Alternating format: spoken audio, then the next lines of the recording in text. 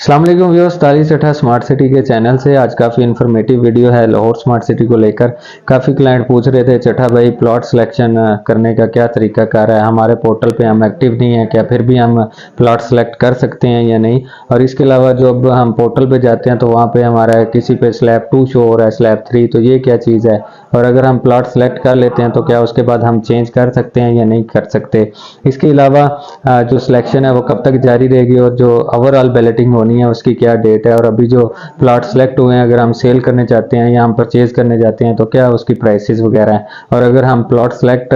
करना चाहें तो कौन सी अच्छी लोकेशन है, क्या अभी जो फर्स्ट स्लैब में कर रहे हैं फर्स्ट प्रॉपर्टी वाले तो क्या सेकंड वाले, हम सेकंड वाले हैं या थर्ड वाले हैं या हम रैंडम वाले हैं, तो क्या हमें अच्छी लोकेशन के प्लॉट मिलेंगे या नहीं मिलेंगे। कोई सिलेक्शन में कोई प्रॉब्लम आ रही है, आप मेरी सर्विसेज हासिल करना चाहते हैं तो दिए गए नंबर पर लाजमी रब्ता करें। सबसे पहले तो जो प्लॉट का तरीकाकार है, हाँ मैंने अपने सारे मेंबर्स को जितने भी मेरे साथ राब्ते में थे सबकी सिलेक्शन वगैरह करवा दी है। बाकी ये है कि जब भी आप अपने पोर्टल पे जाते हैं, जब आपके पोर्टल के ऊपर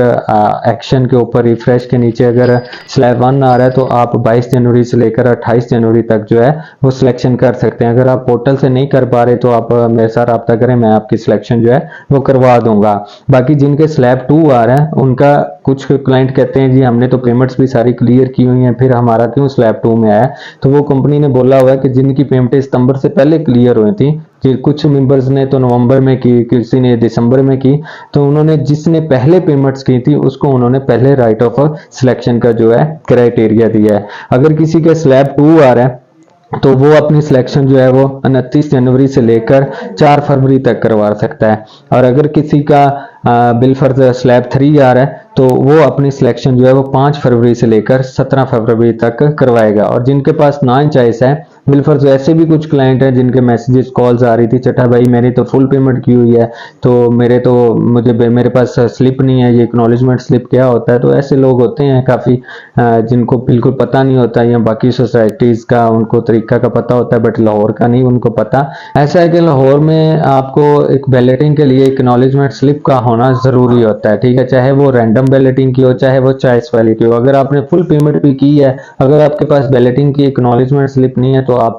नंबर जो है अपना नहीं लगवा सकते, तो उसके लिए होना ज़रूरी है। तो बाकी इसके अलावा जो स्लैब 3 का मैंने बता दिया, तो ओवरऑल जो बैलेटिंग है उसकी डेट इंशाल्लाह ये जल्दी अनाउंस करेंगे 17 फरवरी तक। वैसे भी इनकी जो है सिलेक्शन खत्म होगी उसके बाद ये ओवरऑल जो बैलेटिंग है वो करेंगे। बाकी लाहौर स्मार्ट सिटी में रैंडम बैलेटिंग वाले कम ही हैं, 90% लोग जो हैं वो चॉइस ऑफ प्लॉट वाले हैं। बाकी क्लाइंट कह रहे थे चट्ठा भाई मुझसे ये प्लॉट सेलेक्ट हो गया तो अब अगर इसको मैं चेंज करना चाहूँ तो सर ऐसा नहीं हो सकता।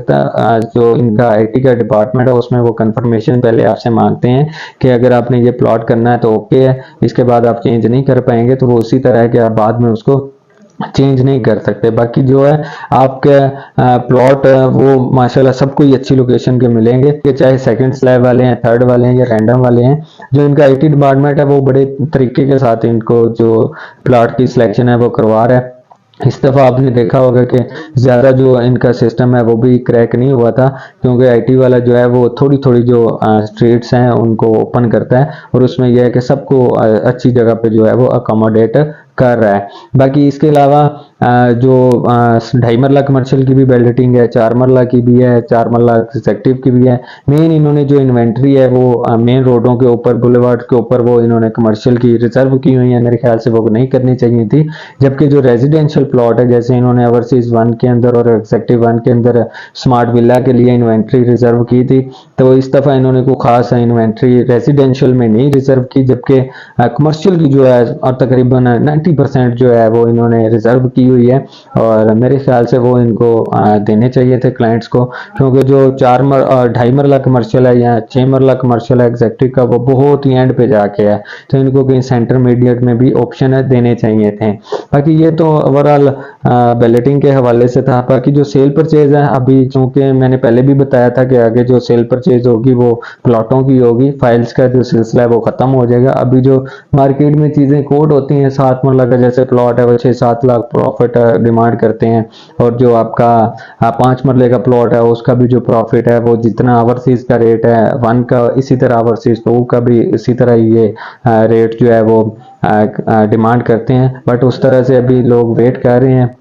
अगर आपने वारे वाली कोई चीज़ लेनी है तो अभी मेरे हिसाब से तो अच्छा है, बाइंग का टाइम है, क्योंकि अभी इलेक्शन सर पे हैं और कुछ लोगों ने वेट किया हुआ था कि मैंने स्लिप ली हुई है, चलें प्लॉट नंबर लग जाएगा उसके बाद अच्छे प्रॉफिट पे निकालेंगे। तो यह है कि जब आपका फाइल से प्लॉट पे कन्वर्ट हुआ है तो ज़ाहिर बात है प्रॉफिट का डिफरेंस उसमें 2-3 लाख रुपया जो है वो आया है इसके अंदर। इसके अलावा अगर आपको मेन चीज़ तो हमारी सिलेक्शन के हवाले से थी, सेल परचेज के लिए तो वैसे भी क्लाइंट रब्ता करते रहते हैं और जिनके पास मैप भी नहीं था, इवन कि मैंने बहुत सारे लोगों को मैप भी भेजा था। तो जब सेल परचेज का भी टाइम आता है, अभी तो सारे क्लाइंट पूछ रहे होते हैं चटा भाई ये लोकेशन अच्छी है बुरी है मुझे मैप भेज दो, और जब सेल परचेज का टाइम आता है तब पता नहीं इनको और डीलर नज़र आ जाते हैं। तो जहाँ से आप मैप लेते हैं, जहाँ से आप चीज़ें सर्विसेज आपको मिल रही होती हैं, कोशिश किया करें कि अपनी जो सेल परचेज है वो भी हमारे थ्रू जो है वो करवाया करें। बाकी वीडियो इन्फॉर्मेटिव लगी हो, अगर आपको सिलेक्शन में कोई प्रॉब्लम आ रही है, आप मेरी सर्विसेज हासिल करना चाहते हैं तो दिए गए नंबर पर लाजमी रब्ता करें।